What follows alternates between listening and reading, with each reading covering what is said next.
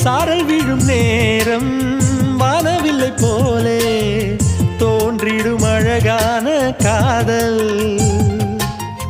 ஓசையின்றி வந்து உள்ளுக்குள்ளே வாழும்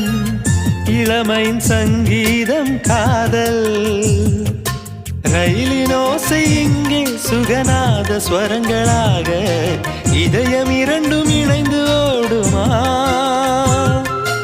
அழகு பாதம் பார்த்து அவன் சுப்பிரபாதம் பாட சினுங்கும் கொலுசு சுருதி சேர்க்குமா